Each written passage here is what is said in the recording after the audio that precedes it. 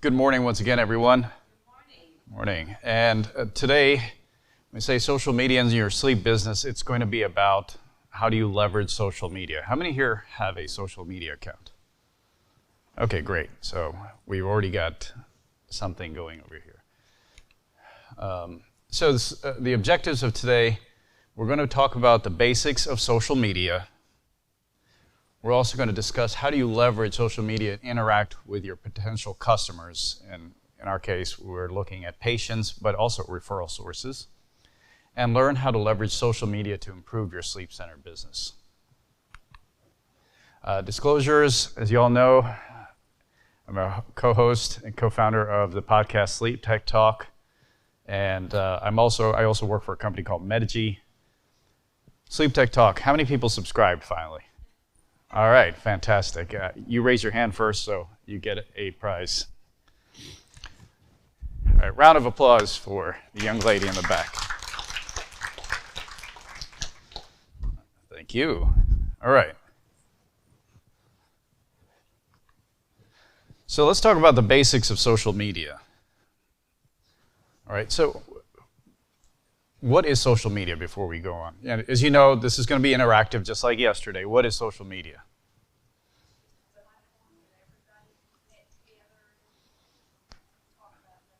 Very good. It's very good. It's a platform where everybody can get together, share things, talk about things. Very good. Somebody said something over here? Same thing. All right. So what's the original social media? Has anybody seen this picture before? Yeah, this is probably the original way that people would get messages across, apart from talking directly. They would leave impressions around everywhere, and you could call it the Facebook wall of the ancient times or the Instagram wall of the ancient times, right? And you walk past it to the next painting, you're scrolling, right? So this is the original social media. It's just now turned into an electronic format. Now, according to Investopedia, this is basically, it is a computer-based or now internet-based way of getting messages and information across from one group to another. Has anybody heard of hashtags? Yes? Has anybody watched the show Cobra Kai? Does anybody know what is Cobra Kai? Okay. A couple episodes. Does anybody know what is Karate Kid? Yes? Okay. All right. And the bad guys was Cobra Kai. Okay. And so there's actually a show now on Netflix called Cobra Kai. And this guy is stuck in the 80s, all right? And he has no idea about this thing called social media.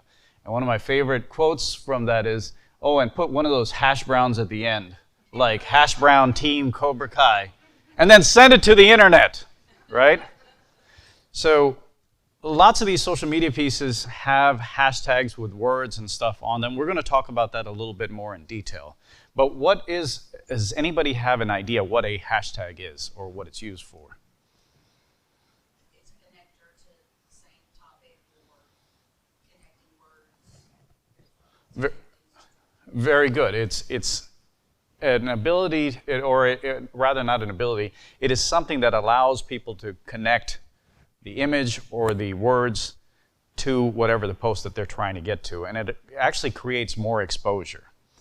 Nowadays, with the way things are going, there's less and less dependence upon hashtags, but you still need to use them, all right? Now, the way the algorithms are working, it's a lot about what you're actually entering into the body of your text and no longer just the hashtags. But still, I like the quote and I like Cobra Kai, so. So why is social media important? And we're talking about business here, about how do you develop your sleep center. But from a personal level also, you should be looking at that. If you want to develop your career, you want to develop yourself as a sleep technologist, you want to develop yourself as a salesperson, you want to develop yourself as a manager, social media is extremely important. But why? Come on. Get the information out. Okay, very good. What kind of information? That's really good. What kind of information? About yourself, about your business. You're able to show people that you have better care than your competition. You're providing better service than your competition. You allow people to be better informed about you. And you also create some sort of brand equity. What does that mean, brand equity? I'll give you a great example of this. All right, now this is not the most clinical talk you're going to notice when I'm speaking about this, but I think it's extremely relevant today. Does anybody remember the Doritos ad that came out just a few months ago, or maybe it was last year? They never mentioned Doritos in the entire commercial. They only showed a triangle the entire time. Does anybody remember that ad? No? I believe it came out during the Super Bowl, right? Yeah. You remember that, right? Okay, so they never ever mentioned at all the word Doritos. And I don't even recall them talking about a chip either, but they just said it was just a triangle out there. And you knew it was a Doritos commercial. And that is the equity. Now, we talk about equity in our homes and stuff, but that's the equity of the brand, that you can tell what that is just by looking at it without any words or anything. For example, Coca-Cola. You know that cursive script or the red with the white wave in it, you know it's Coca-Cola. Simple as that. So this is what you will be able to create personally or as a business. You will be able to create brand equity that way. All right. So now I asked my friend Avi here to take some pictures of me. The reason why is not because I'm so vain and I want selfies, but, well, there's a little bit of that as well. I am the best dressed guy here. But, jokes aside, well, thank you. Jokes aside, the reason why is I will be publishing this on my social media because I want to promote myself as an expert in my field of sleep and healthcare, particularly on the business side. And that's what I'm telling you about in terms of developing brand equity. It also, a few of you mentioned this about building relationships. Now, when we are looking as customers, when we're looking for customers and potential customers to keep our beds full, you want to build that relationship with your customer. You want to build that relationship with your patient. You want to build that relationship with your referral sources. Because believe it or not, they are actually scrolling the internet and scrolling different social media and seeing what's going on. And you want to develop that picture of yourself, of who you are, what you stand for, and what you believe in. And believe it or not, social media is not just for arguing about all sorts of things on the internet. There is a piece of that available, but you don't need to use it just for that. So why is this important? You are able to target the customer where they are, okay? It's extremely important because of that. Just where the customer is, you're going to be able to hit them right there, okay? Whether they're in their home, in their car, at the shopping mall, you're going to be able to connect with them right where they are. You are going to be able to provide the customer what they need. You have a potential patient that needs to get a sleep study done, right? Do I go to a lab? Do I get an HST? If you have a very good, well-built social media program, you're going to be able to provide that information for that patient. When they come looking for it, it's bam, it's right there. And you will be looked upon as the expert for that. Okay, so for example, now with Sleep Tech Talk, one of the things that we do is we promote ourselves as experts in upcoming sleep technology, as well as the entrepreneurial spirit within the sleep business. That's what we promote. And that's what we have been doing on a regular basis. Now, and we'll talk about followers in a little bit, but my counterpart who was here yesterday, Robert, he has 18,000 followers on LinkedIn. I have 3,500 followers on LinkedIn myself, and Robert has about a little over Emerson has a little over 2,000. And so combined, we have a force of 25,000 people that we can reach whenever we put a post out there. Okay? How often can you reach 25,000 people with just one word? Social media can do that for you. Okay? You can also give them what they want. Now, some of you are in sleep centers that are extremely beautiful to look at. They have a 5-star kind of bed and breakfast kind of look to it. And you know customers want this, but how do they know that you have this? Unless they're Googling it, they're going to have a tough time finding it. And if they Google it, and if you look at the way the Google mechanism works, and when I say Google, but any search engine, but the way the algorithm works, if you do not have enough proper content, your number goes, and if you don't pay, your number goes down towards the bottom, and you do not get seen by the potential customers. You add social media, you'll be able to provide the customer what they want. So, different types of social media. Any ideas what they are? I named 2 of them already. Instagram, very good. What else is out there? Sorry? Facebook, very good. TikTok, yes. You should see my dances. I'm just joking. I don't. Yeah. Snapchat, very good. Yes. What else is out there? MySpace, yes. Yeah. I'm sorry? X, yes. X. I was like, what do you, oh yeah, X. It used to be Twitter. Correct. Very good. Obviously, when you see the images on this, they need to be updated, but yes, you're correct. What else? Very good. MySpace is making a comeback. That's a good one. What else? LinkedIn, very good. Yes, you finally accepted my request. Okay, there you go. I appreciate that. They did a background check because I had enough of social media going on. That's why. All right, what else? Come on, there are more out there. You named all the big ones, yes. Believe it or not, YouTube can be considered as a social media. So what's the number 1 search engine that's used across the world right now? Does anybody know? Google, right? What's the number 2 search engine? Nope. Nope. Sorry? Yahoo? No. Not GoDaddy. No, not DuckDuckGo. It's actually YouTube. If you want to know something, don't you, or know how to do something or learn something, don't you often just go directly to YouTube and watch a video?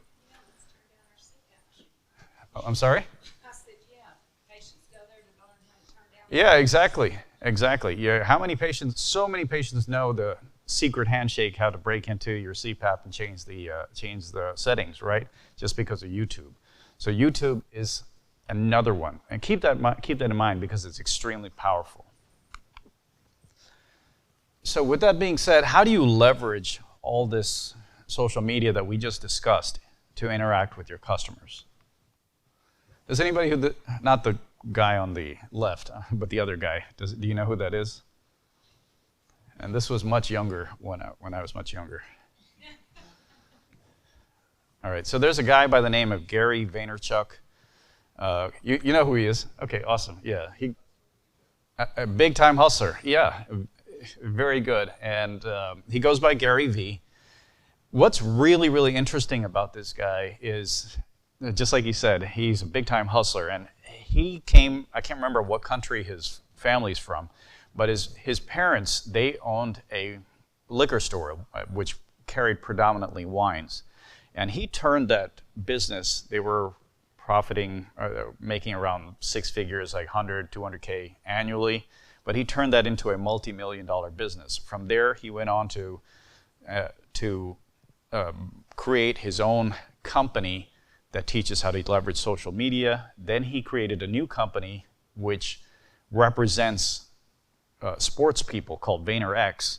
And now his newest thing is, or his latest thing, biggest ambition is to be a part owner of the New York Jets. He just loves the Jets. All right?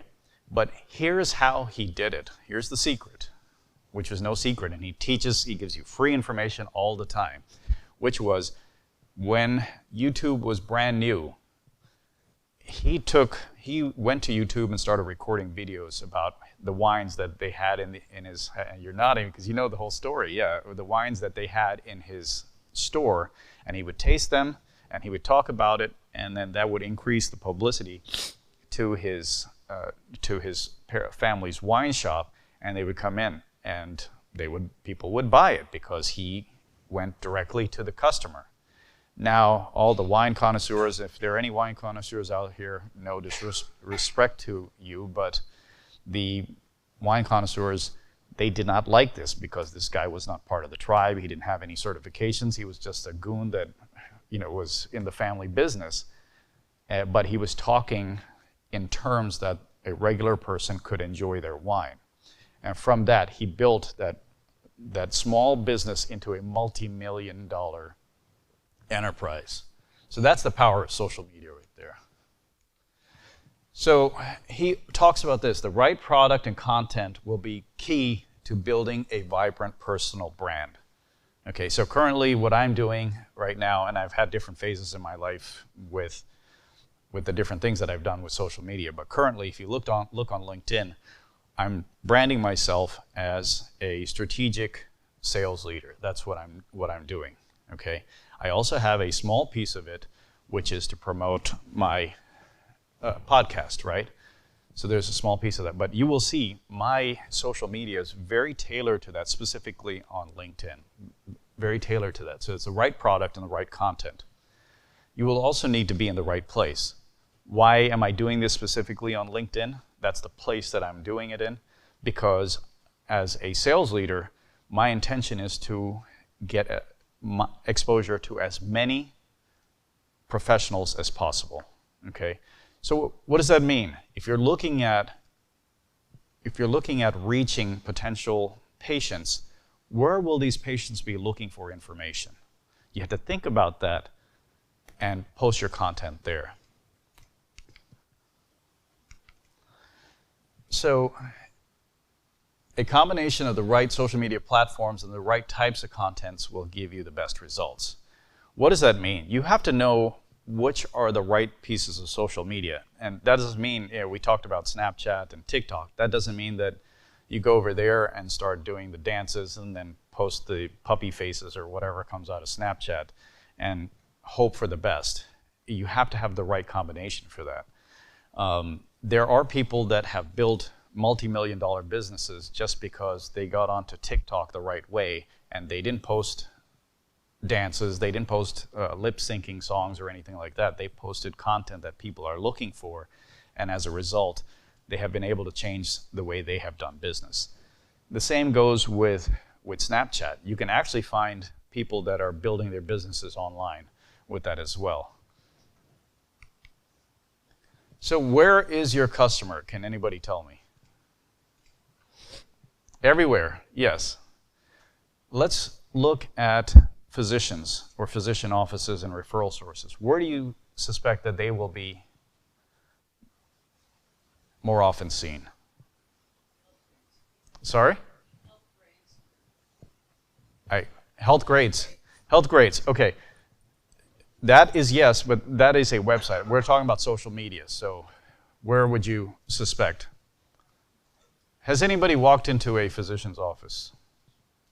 Has anybody gone in the back and looked at the computer screens that the people are working on?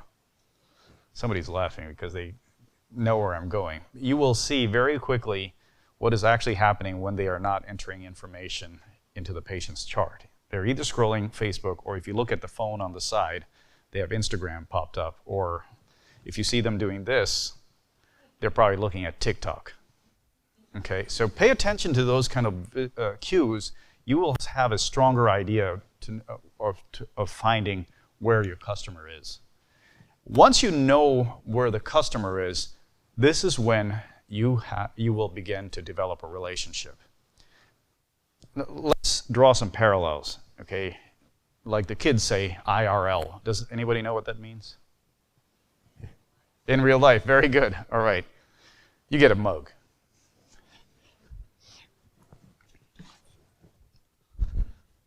All right. Do you mind passing this back, please? To the lady in red. Congratulations, round of applause for her. She knows what the kids say. All right. All right, so example of translating this into real life scenarios.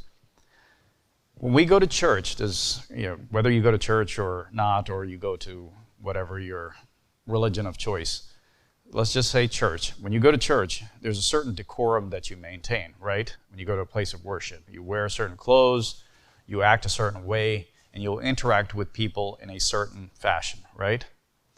I'm from Texas. I curse a lot. That's just me. Okay, I'm trying my hardest right now to watch my language. I'll tell you, a few people have already heard me let a few loose outside of these four walls, but a very small few heard me let a few out within these walls right now. But when I go to church, I try really, really hard not to use any foul language.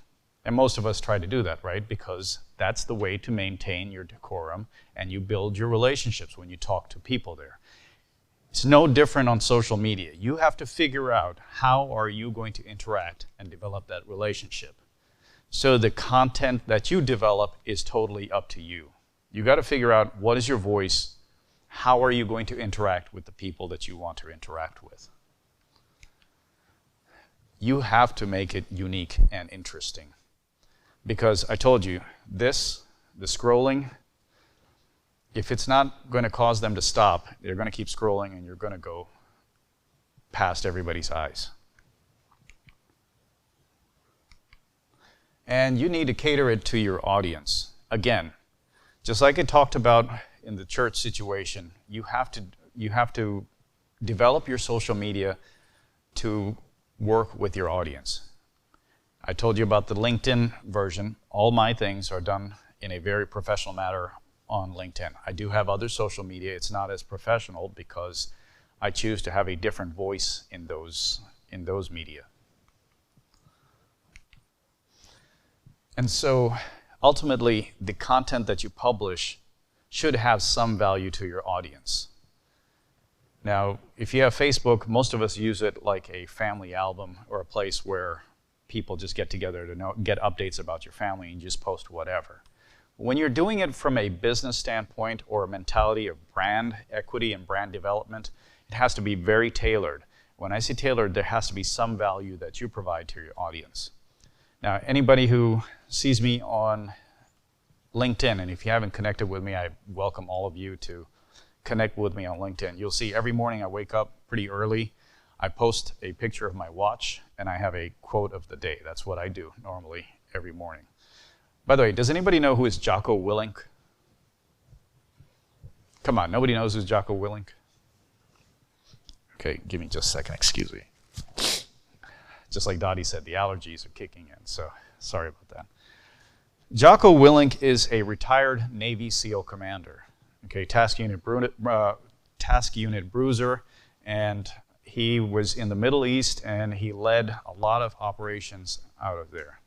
Okay, he frequently now comes on the news, and he comes as a speaker for opinions in different type of war situations. Okay, this guy is, he's a scary guy. When you see him, very imposing. He's extremely, extremely intelligent, and black belt in Brazilian Jiu-Jitsu.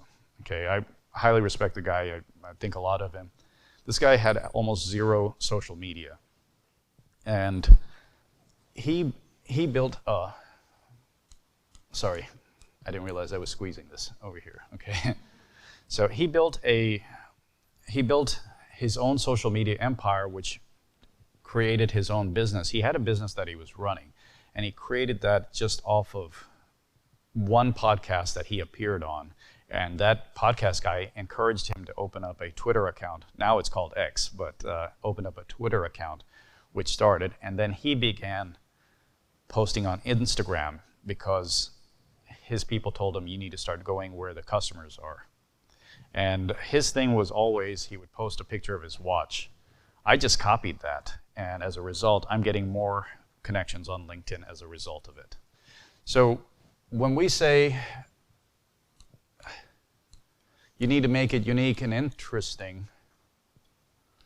Oh, pointer can't be seen. You need to make it unique and interesting. You can still copy what other people do. You can just add your own little twist to it. Okay, and that's what I did. I did not rewrite the entire social media. I just copied what somebody else was doing. And it should teach them something. So I talk a lot about leadership on social media, and that's what my content does. And spark awareness and interest in your brand. So when people see my posts, or Jocko Willink's posts, or anybody else's, there should be a spark of interest saying, okay, this is what this person stands for, this is what this person means, blah, blah, blah, blah. Now Ms. Candy was talking about yesterday, I'm also a certified personal trainer. I have multiple black belts in martial arts. I try to show that as well, that I'm highly disciplined. I'm not, trust me, but I try to create that image online when I'm doing this as part of being a leader. And that's what it should be sparking. Something that you believe is you, or your business is you. You should spark that interest when you create your social media. So let's develop the relationship. How would you do this? You already saw all these points, but I'm going to ask people again. How would you develop a relationship? We talked about the real life situation. You know, place of worship, you strike up conversation. How would you do that online? Come on, some of you already answered this earlier when we talked about Facebook and stuff. Sorry? Show a picture, very good. Post a picture online, very good. What else? Ask an engaging question, very good. Yes. What else?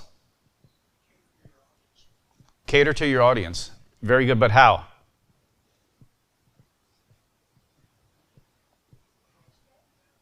Hashtag, okay, all right. What were you saying, miss? Make a video, very good, yes. So, short videos, especially now after the onset of TikTok, has become extremely popular. TikTok was the instigator of this, 30-second videos, and now TikTok now allows up to 10-minute videos. But now, because of TikTok, most people's attention span has gone down as a result of that. But because of that, what has happened?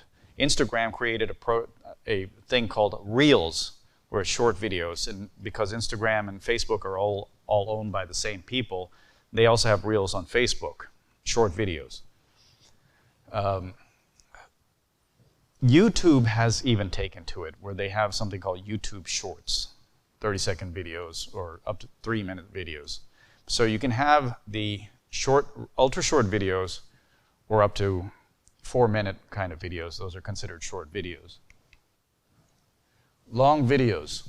Now, I haven't updated these slides, but there is a very popular YouTuber. She's a urologist. Okay, she's a urologist, Dr. Rina Malik. You can look her up. Extremely popular online, and she talks a lot about sexual issues. She's a urologist, so obviously that itself will make somebody popular because people want to look this stuff up. But she started with, she started with long videos, 10, 15, 20 minutes long, talking about topics and getting into really, really strong detail as a physician would. Now she has really short videos now, 30 seconds at a time, very briefly puts out blurbs for people, and she even takes her long videos and cuts pieces out of it and uploads them, okay? So to your point earlier about giving customers what they want, that's what she's doing, is relating with the customer and building it and giving them what they need at really, really quick bursts of time. And of course, still pictures. You know, that's your Facebook, that's your Instagram, the original ways of doing the social media. It's the still pictures. How do you pronounce this word? You are correct. You are very correct. Did you say GIF? Okay, you're team GIF. Okay, yes. So I still say GIF, but the guy who created this, he said the actual pronunciation is GIF, but I think GIF is a peanut butter. But anyway, all right. What is that? What is it? GIF for GIF? I beg your pardon? They just keep repeating, right, exactly. It's really, really tiny, just a few seconds long, but they just keep repeating in a loop over and over again. So that's another way of developing that relationship with your customer. So let's look at developing the relationship, and let's look at in the sleep industry itself. Okay. What do we typically do on Facebook?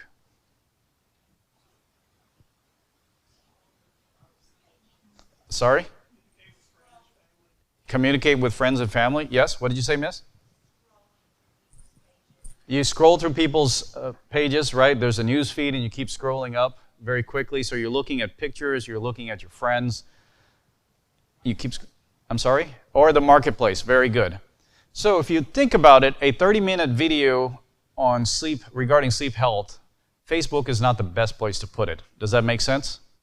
Where would you put a 30-minute video? Say that you're talking about sleep technology and what's going to happen when a patient enters the sleep lab and what they can expect. Where would that go? Sorry? YouTube. Very good. Exactly. All right? So you have to know where is the right place to put the right content. Twitter, or X, and thank you for the reminder, Miss Candy, is a place for people to look for quick bursts of news. You can give very quick updates in a place like X, okay?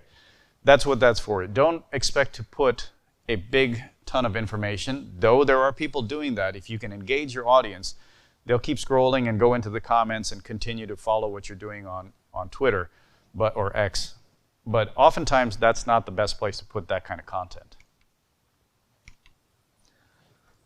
Blog posts are another way of using social media. It's not the best way, but it is another way of doing it, and that's where SEO comes in. What is SEO? So we need to know all these things because we're in a new era. Somebody said something? SEO stands for Search Engine Optimization. So what does that mean is when they are Googling or when people are looking up your sleep center or your name, they should be able to find what is expected, what you want them to find along with that name, right? For example, now, most of my social media handles are Jerry D. Mann. That's with 2 N's. That's my social media handle. And I used to be really, really big into the whiskey industry for a long time. I used to travel different parts of the world and go to distilleries and blog about them and all. So if you ever looked up Jerry D. Mann and put whiskey, my name would pop up with the first several Google searches, because that was the persona I was creating at the time. So blog posts help with that. Another way is using Instagram. You post a picture or a short video with a nice bit of information about that picture or video. And that also helps your followers get engaged, or your customers find out a little bit more about you. You could try TikTok. I told you there are people that are building businesses on TikTok, but TikTok typically requires a minimum of 1,000 followers before they allow you to go live. But TikTok Live has a lot of traction.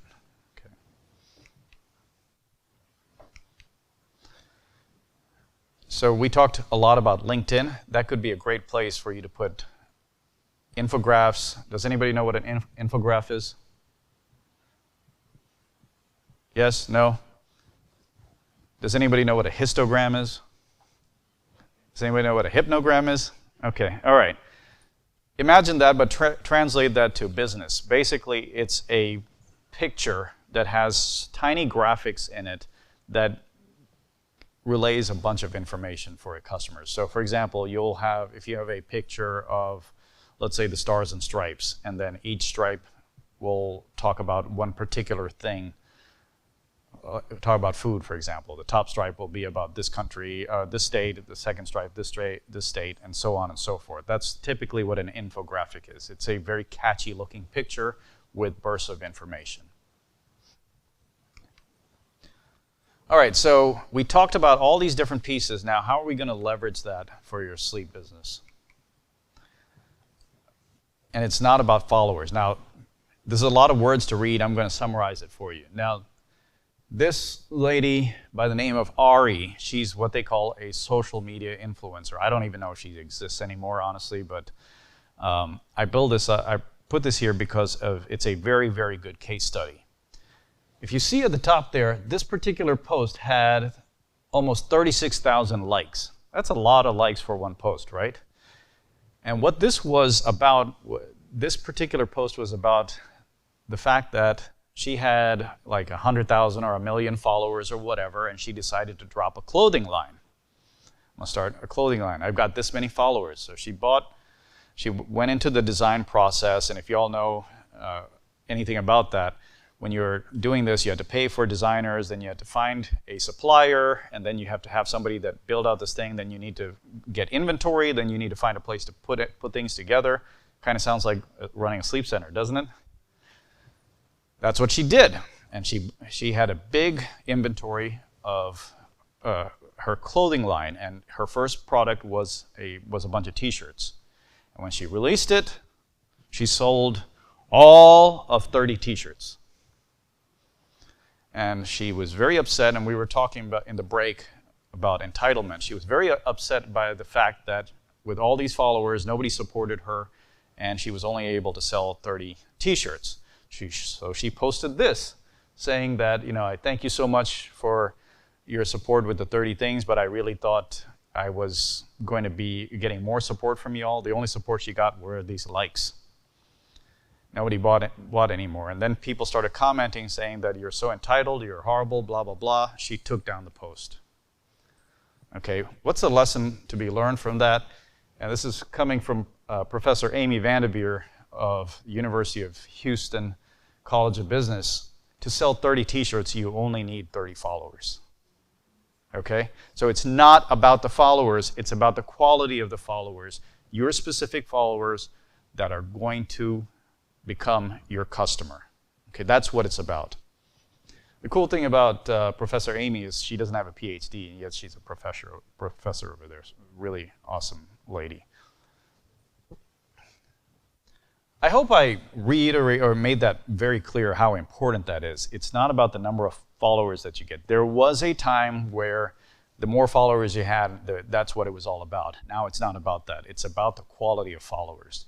For example, I told you about Robert. He has 18,000. He's very close to 20K. I have 3.5K followers. Emerson has a little over 2K followers. It doesn't matter. What matters is the quality of the people that are my LinkedIn connections. Okay?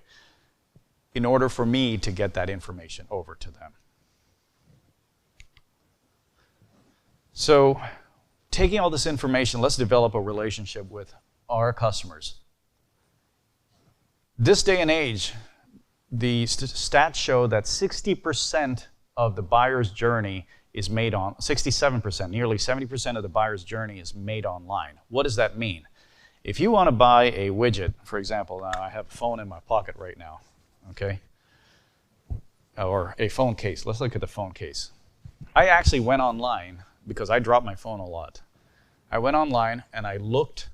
I have club fingers, so I went online, I looked at reviews before I made this purchase. How many here have actually looked at reviews before you bought something? Yes? Makes sense, right? How was that done before? Before social media? Word of mouth, exactly. Word of mouth, right? People used to say, hey, I went to this sleep center, it was great. If you get a sleep study, make sure you go there. Or they would say, I use this mask for my CPAP machine. Why don't you try my mask, right? Pretty nasty, but that's what they used to do. Now it's all about customer reviews. And so about 70% of the decision is made online. And it's extremely important to keep in mind when you're doing business or you're building your own brand. 75% of people using social media outsell their peers. Okay, and shucks, I can't remember her name now. I'm losing it. Doctor, and I don't want to spend the time to look her up, but there's a physician she's a sleep doctor. She's on TikTok. Huge. And she's a neurologist and board certified in sleep. And now her following on LinkedIn is increasing as well. Could you imagine the kind of business that she's getting right now? She will outsell any sleep physician in that area because of the fact that people go to her because they believe she's the most knowledgeable in this arena. 78% of customers expect to have personalized interactions at the transaction level of online activities. I'll translate that to English. What that means is about 80% of customers believe that their interaction with you is going to be personalized online. That means when you're creating a YouTube video, when you're creating an Instagram post, it should really talk to that person. That's what they're expecting now. A source of this is LinkedIn, because I actually read before I come here. All right, I want to bring this guy up. His name is Jason Dornstar. He's known as Shine Boy, hashtag Shine Boy. He polishes shoes for a living, and he earns over 6 figures. Can you imagine having a 6-figure income polishing shoes? This guy did it because of his social media presence. Okay, that's the power of social media. He loves what he does, and he is extremely good at it, and he makes a tremendous living. People will actually fly in looking for this guy in order for him to polish their shoes. This is a good friend of mine. He passed away 2 years ago due to pancreatic cancer, so I'm going to try to keep it together. So he's a good friend of mine. This is back when I was really, really into whiskey, and he wanted to take the snob appeal. There was a group of us online that didn't like the snob side of whiskey. We were very playful and we would try to make it accessible to everybody. And what he loved Star Wars, and he loved whiskey, and he just combined the two. And he would post this stuff on social media.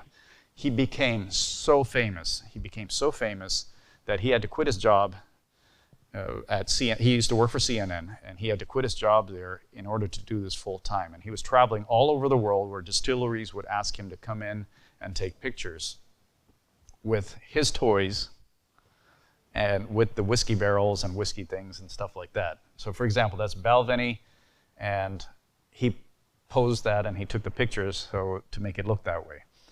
This guy became so famous that Lucasfilms actually had him come to Skywalker Ranch and take pictures of whiskey next to the life-size mannequins of the Star Wars people. So that's how famous he became.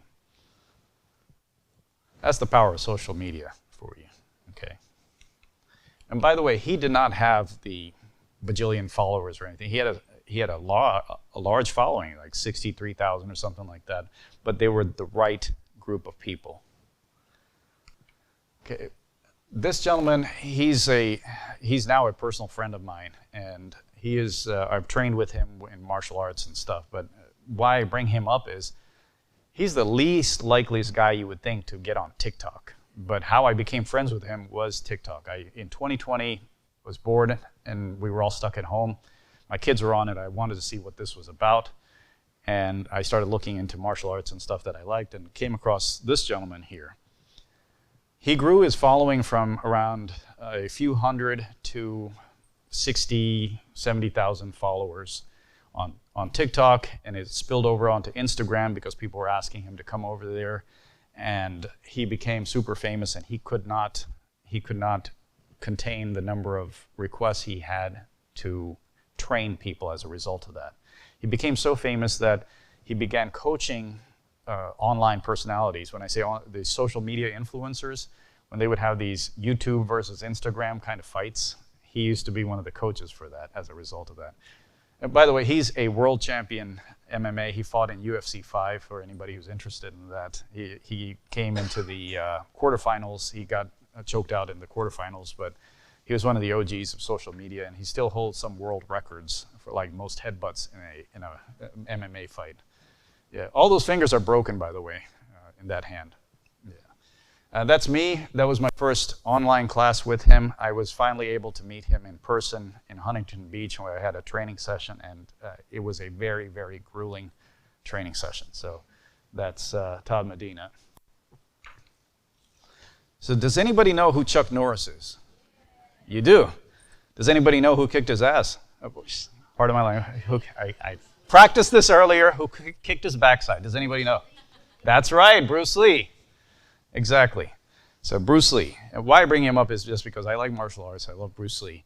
But what I want you to see is you have 4 million followers there. And this is an older one. It's much bigger now on Instagram.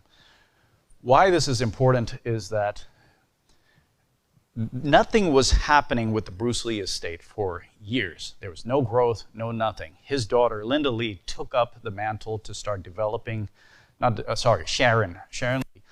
She took the mantle to start working on this and got onto social media and started posting stuff on it. As a result, it started growing. They're making more and more money now. The Lee estate is improving dramatically. They have all sorts of merchandise now, shoes, clothes, tie-ups with all different manufacturers as a result of that. Of course, Bruce Lee was a big personality, but the fact was there was nothing happening until they took it onto social media. So let's look at a very practical way to develop that relationship between you and your customer. You could use YouTube, put a 10-minute explainer video every couple of weeks explaining a particular aspect of your sleep center or a sleep study to show that you are very knowledgeable in that thing. We do this from the Sleep Podcast. Every 2 weeks we have a podcast that comes out, and we actually have it on YouTube, just mainly for, not because we look great, we don't. It's mainly for the purpose of getting the word out there and being exposed on social media. LinkedIn. Post a sleep-related news article twice a week. Apparently only 7% of LinkedIn users post something even once a week. If you use LinkedIn, you are already ahead of the crowd when you're starting to do this. Facebook, a picture once a week showcasing the facilities of your center. TikTok, once you get to that level, this is a way, if you are using TikTok, is go live. You can go live on Instagram as well. You can go live on Facebook, by the way. I forgot about that. So, a daily post, interesting sleep fact. This all takes some work. You have to write it out ahead of time. Good thing is you now have AI that will actually spit out stuff for you to do these kind of things in order to publish stuff, and makes it a whole lot easier. So what about those hash browns? We talked about them earlier. I told you we'd come back to them, right? What about the hash browns? So basically it's a searchable string. It allows people when you have that particular hashtag associated with your post, it allows people, when they search for that particular word, it allows for them to find your content. The more times you use a specific word, for example, associated with your content, the higher the chance it is to be found. That's all there is to it, okay? At the same time, when we talked about SEO with blog posts, the more times you use the word within the paragraph, it gets popped up even further as well. So let's review. We talked about the basics of social media, learn how to leverage social media to interact with potential customers. We learned how to leverage social media to improve your sleep center business. And that's all I have, folks. Thank you very much. Appreciate you all.